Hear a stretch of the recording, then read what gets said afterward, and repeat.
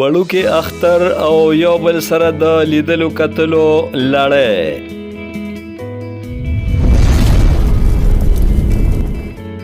ډاکټر کاظم نیاز خپل کلي ته د راتللو روایت ژوندی وساتلو.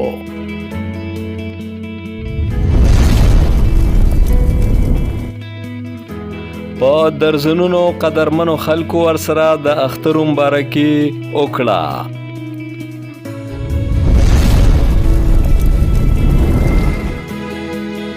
د ارواښاد پروفیسر جانزیب نیاز په قبر د ګلونو صدر هم واچولی شو.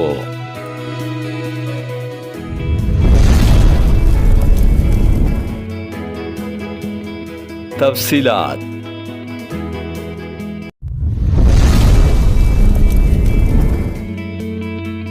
چې مهنت په ځان قبول کراحت مومي، رنز او گنج سردا دواړه دي تړلي.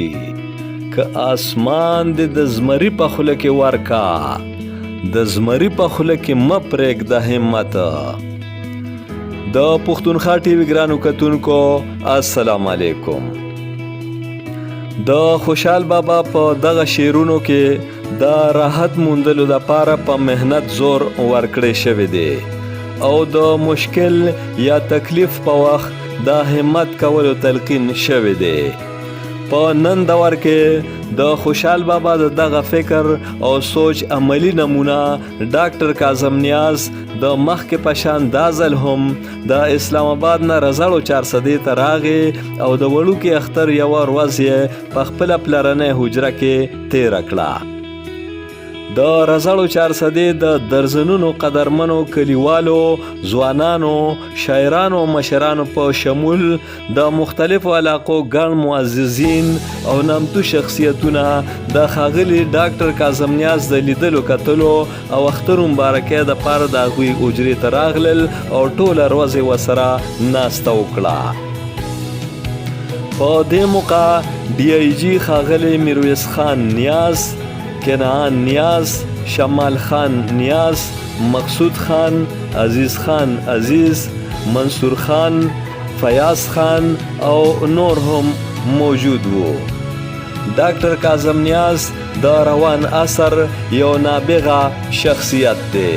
هغه که یو خوا د اکنامک افیرز او د اوبو د وسیلو وفاقي سیکټري دی، نو بل خوا یې د خیبر پښتونخوا د چیف سیکټري، د ګلګت بلتستان چیف سیکټري، د پخوانی فاټا سیکټري، د وفاقي ایډیشنل سیکټري، د بلوچستان کمشنر او نورو اهمو عهدو باندې درنې ذمهوارۍ په ښه شان ترسره کړي دي. د دې نه علاوه ښاغلی ډاکټر کاظم نیاز یو ښه شاعر، ادیب، دانشور او د نیاز ادبي سنګر خیبر پښتونخوا سرپرست هم دی. د دغه امتیازي حیثیت باوجود هغه یو ملنګ طبع او انسان دوسته انسان دی.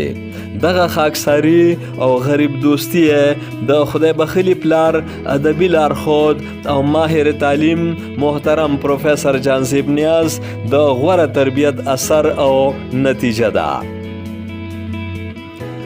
ښاغلي ډاکټر کاظم نیاز ته د وفاقي سیکټري په حیثیت د سیلاب ځپلو علاقو د بیاودانۍ او فوري امداد باوري کولو، جنیوا کې د نړیوال کانفرنس په یقیني کولو، د دوی په صدارت کې د بین الاقوامي پارټنر سپورټ ګروپ په 3 کامیابو اجلاسونو کولو، سږ کال صدارتي ایوارډ ستاره امتیاز هم ورکړی شوی دی. نوموړی د پاکستان صدر د عام ولس د خدماتو په شعبه کې د کامیابو کوششونو د اعتراف په توګه په دغه صدارتي ایوارډ نازولی دی.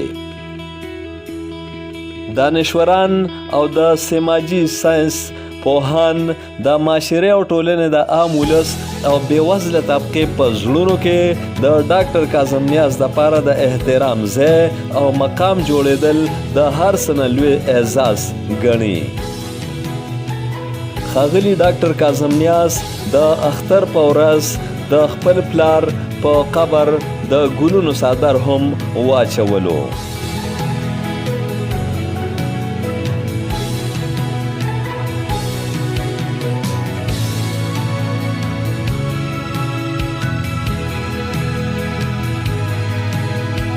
لوستي او باشعوره خلک د لوی کورنۍ د دې غړي او د پاکستان د دې لوی بیروکراټ سپېڅلو اخلاقو ښایسته اوصافو او ښه سړیتوب ته په کتلو د زر او زور د ځینې نورو سختنانو په مقابله کې د ده دپاره د خوشحال بابا دا شعر وړاندې کوي چې د خلکو نیک خواهي لرې په زړه کې مبارک شه بادشاهي لرې په زړه کې امجد علي خادم پښتونخوا ټي وي پیښور